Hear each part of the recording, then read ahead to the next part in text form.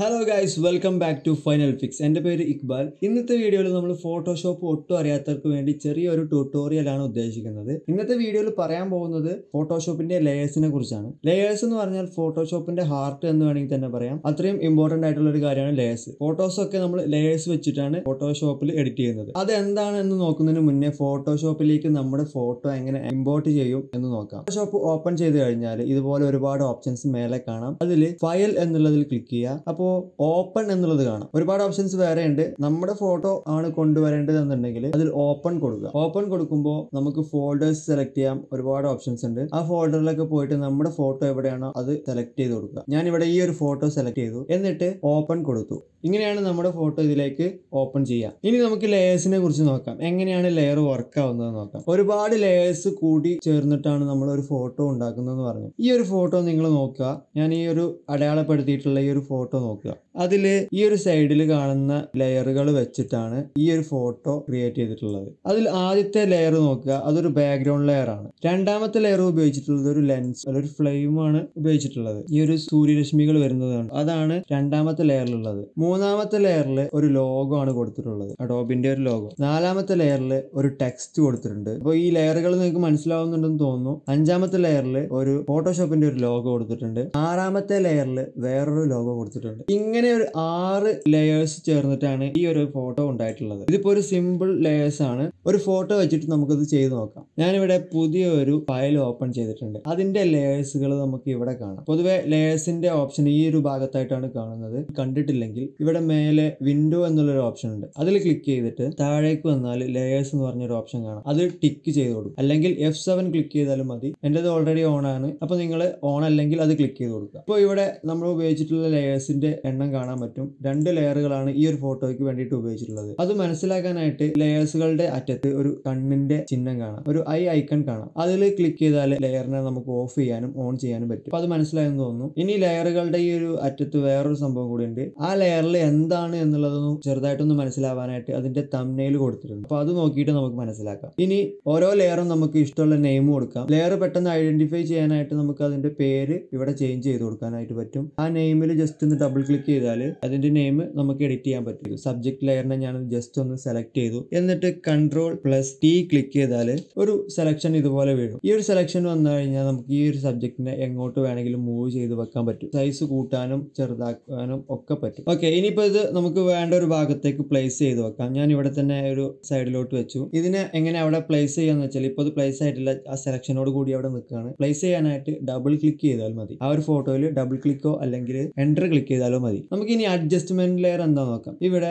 താഴെ കാണുന്ന ഈ ഒരു ഐക്കണിൽ ക്ലിക്ക് ചെയ്യുമ്പോൾ നമുക്ക് ഒരുപാട് അഡ്ജസ്റ്റ്മെന്റ് ലെയർ കിട്ടും. ഞാനിപ്പോൾ സോളിഡ് കളർ ലെയർ സെലക്ട് ചെയ്യാണ്. ടാബ് ഇതുപോലെ ഓപ്പൺ ആയിട്ട് വന്നിട്ടുണ്ട്. ഏതെങ്കിലും ഒരു കളർ സെലക്ട് ചെയ്തിട്ട് ഓക്കെ കൊടുക്കുക. ഓക്കെ കൊടുത്തു. ഇപ്പോൾ ഇവിടെ പുതിയൊരു ലെയർ വന്നിട്ടുണ്ട്. അതിന്റെ കൂടെ വേറൊരു തംബ്നെയിൽ കൂടെ വന്നിട്ടുണ്ട്. തംബ്നെയിൽ അല്ല, അതൊരു മാസ്ക് ആണ്. എല്ലാ ലെയറുകൾക്കും നമുക്ക് മാസ്ക് കൊടുക്കാനായിട്ട് പറ്റും. മാസ്ക് എന്താന്ന് വെച്ചാൽ ഈ മാസ്കിൽ നമ്മൾ ഉപയോഗിക്കുന്നത് വൈറ്റും ബ്ലാക്കും കളറാണ്. ആ മാസ്കിൽ വൈറ്റ് ആണെങ്കിൽ ആ ലെയറിൽ എന്താണോ ഉള്ളത് അത് നമുക്ക് കാണാനായിട്ട് പറ്റും. ആ വൈറ്റിന് പകരം ബ്ലാക്ക് ആണെങ്കിൽ ആ ലെയറിലുള്ളത് നമുക്ക് കാണാൻ പറ്റില്ല. ഞാനിവിടെ ബ്രഷ് ടൂൾ സെലക്ട് ചെയ്യാണ്. എന്നിട്ട് അതിന്റെ സൈസ് ഒന്ന് കൂട്ടി ബ്രഷിന് ബ്ലാക്ക് കളർ സെലക്ട് ചെയ്ത് കൊടുക്കുക. എന്നിട്ട് ഈ മാസ്ക് സെലക്ട് ചെയ്യുന്നു. മാസ്കിൽ ഇപ്പോൾ വൈറ്റ് ആണ്, നിങ്ങൾ ശ്രദ്ധിക്കുക.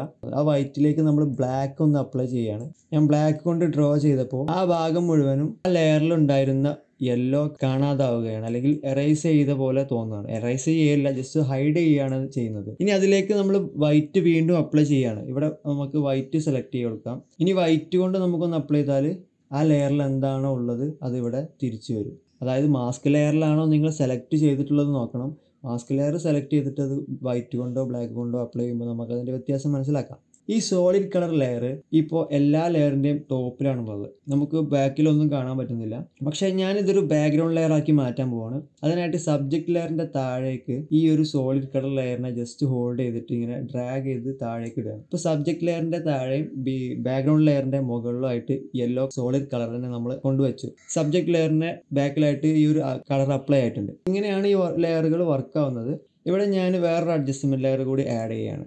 കർവ് നോക്കാം. നമുക്ക് കർവ് സെലക്ട് ചെയ്തു. നമ്മൾ ആഡ് ചെയ്തിട്ടുള്ള കർവിന്റെ ലെയർ ഇവിടെ ഓപ്പൺ ആയി വന്നിട്ടുണ്ട്. അപ്പോൾ ഈ അഡ്ജസ്റ്റ്മെന്റ് ലെയർ ഒക്കെ ആഡ് ചെയ്യുമ്പോൾ എപ്പോഴും ഈ മാസ്ക് ഓട്ടോമാറ്റിക്കലി ഓപ്പൺ ആയിട്ട് വരും. ഈ മാസ്ക് ഇവിടെ ഇല്ല എന്നുണ്ടെങ്കിൽ താഴെ ഈ കാണുന്ന ഈ ഒരു ഐക്കണിൽ, ഇതൊരു മാസ്ക് ഐക്കണാണ്, അതിൽ ക്ലിക്ക് ചെയ്താൽ ഏത് ലെയറാണോ സെലക്ട് ചെയ്തത് ആ ലെയറിൽ ഒരു മാസ്ക് ഓപ്പൺ ആയിട്ട് വരും. ഓക്കെ, ഈ കർവിൻ്റെ പ്രോപ്പർട്ടി പാനൽ ഇവിടെയാണ് ഉണ്ടാവുക. അത് ഓഫ് ചെയ്യാനായിട്ട് ഇവിടെ ക്ലിക്ക് ചെയ്താൽ ഓഫ് ആവും, ഇവിടെ ക്ലിക്ക് ചെയ്താൽ ഓപ്പൺ ആയിട്ട് വരും. ഇനി ഈ ഒരു ഐക്കണൊന്നും കണ്ടിട്ടില്ല എന്നുണ്ടെങ്കിൽ തംബ്നെയിലിൽ ഡബിൾ ക്ലിക്ക് ചെയ്താൽ മതി. കർവിന്റെ പ്രോപ്പർട്ടി പാനൽ ഇവിടെ ഓൺ ആയിട്ട് വന്നിട്ടുണ്ട്. കർവിന്റെ ഈ ഒരു അറ്റത്തെ സൂചിപ്പിക്കുന്നത് ഹൈലൈറ്റിനെയാണ്, ഈ ഒരു അറ്റത്തെ സൂചിപ്പിക്കുന്നത് ഷാഡോനെയാണ്. അപ്പോൾ ഈ ഷാഡോ നമുക്ക് ഇങ്ങനെ കൂട്ടി നോക്കിയാൽ കാണാം ബ്ലാക്ക് വൈറ്റ് ആയിട്ട് വരും. ഈ ഒരു അറ്റത്തിനെ പിടിച്ച് താഴ്ത്തിയാൽ അതിലെ ഹൈലൈറ്റ് ഒക്കെ ബ്ലാക്ക് ആയിട്ടും വരും. ഞാനിവിടെ ജസ്റ്റ് ഇത് ഒരു ബ്രൈറ്റ്നസ് ജസ്റ്റ് ഒന്ന് കുറച്ച് വെച്ചു. ഇപ്പോൾ ഒരു അഡ്ജസ്റ്റ്മെന്റ് അതിൽ അപ്ലൈ ആവുന്നത് നിങ്ങൾക്ക് കാണാൻ പറ്റും. ഇത് ടോട്ടൽ ഇമാജിന് ഈ ഒരു കർവ് നമുക്കിപ്പോൾ അപ്ലൈ ആയിട്ടുണ്ട്. പക്ഷെ നമുക്കിതൊരു ബാക്ക്ഗ്രൗണ്ട് ലെയറിൽ മാത്രം മതി എന്നുണ്ടെങ്കിൽ ഈ ഒരു അഡ്ജസ്റ്റ്മെന്റ് ലെയറിനെ ജസ്റ്റ് സബ്ജക്ട് ലെയറിന്റെ ബാക്കിലേക്ക് മാറ്റിയാൽ മതി.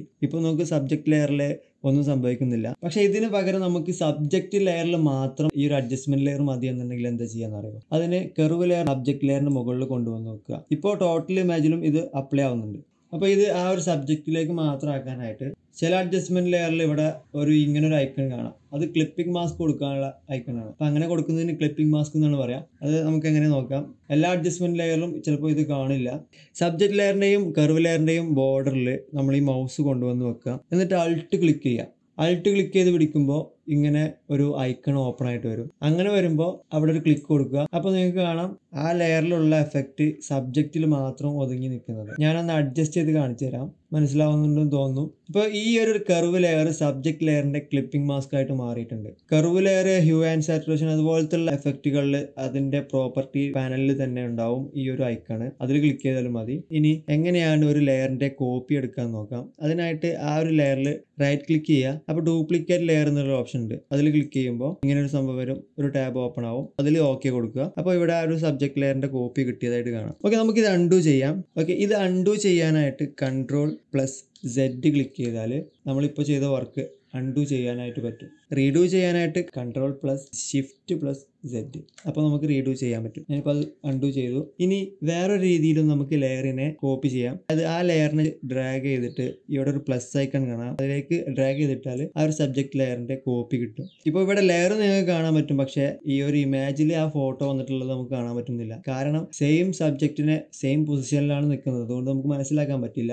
അപ്പോൾ അത് കാണാനായിട്ട് ആ ഒരു സബ്ജക്റ്റിനെ സെലക്ട് ചെയ്യുക. എന്നിട്ട് Ctrl+T ക്ലിക്ക് ചെയ്തുകൊണ്ട് ആ ഒരു സബ്ജക്റ്റിനെ ഒന്ന് മൂവ് ചെയ്ത് വെക്കാം. നമുക്ക് വേണമെങ്കിൽ Ctrl+J ക്ലിക്ക് ചെയ്താൽ നമുക്ക് ആ ഒരു ലെയറിന്റെ കോപ്പി ഈസി ആയിട്ട് എടുക്കാൻ പറ്റും. അതാണ് അതിന്റെ ഷോർട്ട് കീ Ctrl+J. അപ്പോൾ അതിവിടെ വന്നിട്ടുണ്ട്. ഞാൻ അത് ജസ്റ്റ് ഒന്ന് മൂവ് ചെയ്ത് വെക്കാം. ഈ ലെയറിൽ നമുക്ക് എന്തെങ്കിലും ഡ്രോ ചെയ്യണം എന്നുണ്ടെങ്കിൽ നമുക്ക് ഇങ്ങനെ ബ്രഷ് ടൂൾ എടുത്തിട്ട് നമുക്ക് ഇങ്ങനെ ഡ്രോ ചെയ്യാം. പക്ഷെ ഇപ്പോൾ ഡ്രോ ചെയ്തപ്പോൾ ഇത് സബ്ജക്ട് ലെയറിന്റെ കോപ്പിയിലാണ് അപ്ലൈ ആയിട്ടുള്ളത്. ഇവിടെ നിങ്ങൾക്ക് തംബ്നെയിലിൽ നോക്കിയാൽ കാണാം സബ്ജക്ട് ലെയറിന്റെ കോപ്പിയിലാണ് അപ്ലൈ ആയത്. നമുക്ക് അപ്പോൾ എഡിറ്റ് ചെയ്യുമ്പോൾ ഈ സബ്ജക്ട് ലെയറിന്റെ കൂടെ തന്നെ എഡിറ്റ് ചെയ്യേണ്ടി വരും. Ctrl+Z ക്ലിക്ക് ചെയ്ത് നമുക്ക് ഇതൊക്കെ അൺഡു ചെയ്യാം. അപ്പോൾ അങ്ങനെ ഡ്രോ ചെയ്യുമ്പോൾ നമ്മൾ പുതിയൊരു ലെയർ ആഡ് ചെയ്തിട്ട് ഒരു എംപ്റ്റി ലെയർ ആഡ് ചെയ്തിട്ട് വേണം എഡിറ്റ് ചെയ്യാൻ, ഡ്രോ ചെയ്യാനായിട്ട്. അതിനായിട്ട് ഇവിടെ ആ പ്ലസ് ഐക്കണിൽ ക്ലിക്ക് ചെയ്യുമ്പോൾ നമുക്കൊരു പുതിയ ലെയർ ഇവിടെ കിട്ടും. ആ ഒരു ലെയറിൽ നമുക്ക് എന്ത് വേണമെങ്കിലും ചെയ്യാം. അതിനെ നമുക്ക് സെപ്പറേറ്റ് ആയിട്ട് എഡിറ്റ് ചെയ്യാനും സെപ്പറേറ്റ് ആയിട്ട് മൂവ് ചെയ്യാനൊക്കെ പറ്റും. അടുത്തതായിട്ട് നമുക്ക് ലെയേഴ്സിൻ്റെ ബ്ലെൻഡിങ് ഓപ്ഷനെ കുറിച്ച് നോക്കാം. ഓക്കെ, ഞാൻ വെറുതെ ഇങ്ങനെ പല കളേഴ്സിൽ ഒരു കുറച്ച് ലൈൻസ് ഇവിടെ ഇട്ട് വെച്ചിട്ടുണ്ട്. ജസ്റ്റ് അതിനെ മൂവ് ചെയ്ത് ഇവിടെ വെച്ചിട്ടുണ്ട്. ഓക്കെ, ഡബിൾ ക്ലിക്ക് ചെയ്തിട്ട് അതിനെ പ്ലേസ് ചെയ്യാം. ഇനി ബ്ലെൻഡിങ് ഓപ്ഷൻ എങ്ങനെ വർക്കാവും നോക്കാം. ഞാൻ ആ ഒരു ലെയറിനെ സെലക്ട് ചെയ്തു, നമ്മളെ കളേഴ്സ് ലെയറിനെ സെലക്ട് ചെയ്തു. ഇവിടെ മേലെ ഒരു നോർമൽ എന്നുള്ളൊരു ഓപ്ഷൻ കാണാം. ചിലപ്പോൾ ഡിഫോൾട്ടായിട്ട് നോർമൽ എന്നായിരിക്കും ഉണ്ടാവുക, ചിലപ്പോൾ വേറെ ആയിരിക്കും. അതിൽ ക്ലിക്ക് ചെയ്ത് കഴിഞ്ഞാൽ നിങ്ങൾക്ക് ഒരുപാട് ബ്ലെൻഡിങ് ഓപ്ഷൻസ് ഉണ്ട്. അപ്പോൾ നമുക്ക് ഓരോന്ന് ചേഞ്ച് ചെയ്ത് നോക്കാം. ഓക്കെ, ഓരോ ബ്ലെൻഡിങ്ങും ട്രൈ ചെയ്യുമ്പോൾ നിങ്ങൾക്ക് മനസ്സിലാവുന്നുണ്ട് അതെങ്ങനെയാണ് അത് സ്ക്രീനിൽ അപ്ലൈ ആവുന്നത് എന്നുള്ളത്. അപ്പോൾ ഇങ്ങനെയാണ് ബ്ലെൻഡിങ് ഓപ്ഷൻസ് വർക്ക് ആവുന്നത്. നിങ്ങൾക്ക് എല്ലാ ലെയേഴ്സും ഇതുപോലെ ബ്ലെൻഡിങ് ഓപ്ഷൻസ് ചെയ്യാൻ പറ്റും. അപ്പോൾ ഓക്കെ ഗൈസ്, അപ്പോൾ ഇങ്ങനെയാണ് നമ്മൾ ലെയറുകൾ കൊണ്ട് ഒരു ഫോട്ടോഷോപ്പിൽ ഒരു ഫോട്ടോ ഉണ്ടാക്കിയെടുക്കുന്നത്. നമുക്ക് എത്ര ലെയേഴ്സ് വേണമെങ്കിലും ചെയ്യാൻ പറ്റും. പല രീതിയിൽ ഇതിന് അപ്ലൈ ചെയ്യാം. അപ്പോൾ ഓരോ ഫോട്ടോസും നമ്മൾ ചെയ്ത് നോക്കുമ്പോഴാണ് അതിന് മനസ്സിലാവുള്ളൂ. ഒരു വീഡിയോയിൽ ഏകദേശം ഞാൻ അത്യാവശ്യം എനിക്ക് അറിയുന്ന രീതിയിൽ ഞാൻ പറഞ്ഞിട്ടുണ്ട്. ഇനി അത് മനസ്സിലായിട്ടുണ്ടോ ഇല്ലയെന്ന് അറിയില്ല. പിന്നെ അക്ഷരസ്ഫുടത ഉണ്ടോ ഇല്ലയെന്നും അറിയില്ല. കുറേ ബുദ്ധിമുട്ടിയിട്ടാണ് ഇത് റെക്കോർഡ് ചെയ്യുന്നത്. ഈ വീഡിയോ നിങ്ങൾക്ക് മനസ്സിലായെങ്കിലും ഇല്ലെങ്കിലും അതെങ്ങനെയൊക്കെയാണ് മനസ്സിലായത്, എങ്ങനെയൊക്കെ മനസ്സിലായില്ല ഒക്കെ എന്നുള്ളതൊക്കെ നിങ്ങൾ കമൻറ്റ് ചെയ്യുക. അത്യാവശ്യം ലെയേഴ്സ് എങ്ങനെയാണ് എന്നുള്ളത് മനസ്സിലാക്കാൻ വേണ്ടിയിട്ടുള്ള ചെറിയൊരു ട്യൂട്ടോറിയലാണിത്. അപ്പോൾ ആ ഒരു രീതിയിൽ മാത്രമേ ഞാനിതിൽ പറഞ്ഞിട്ടുള്ളൂ. ഇത് ഉപകാരമായി എന്ന് തോന്നുകയാണെങ്കിൽ അടുത്തുള്ള ഫ്രണ്ട്സിനൊക്കെ ഇത് റെക്കമെൻഡ് ചെയ്ത് കൊടുക്കുക. എന്തായാലും ഈ വീഡിയോ ഇഷ്ടപ്പെട്ടിട്ടുണ്ടെങ്കിൽ ലൈക്ക് ചെയ്യാൻ മറക്കരുത്. ഇങ്ങനത്തെ വീഡിയോസ് ഇഷ്ടമാണെങ്കിൽ ഈ ചാനൽ സബ്സ്ക്രൈബ് ചെയ്യുക. അടുത്തൊരു വീഡിയോയിൽ കാണാം. അതുവരെ ബൈ.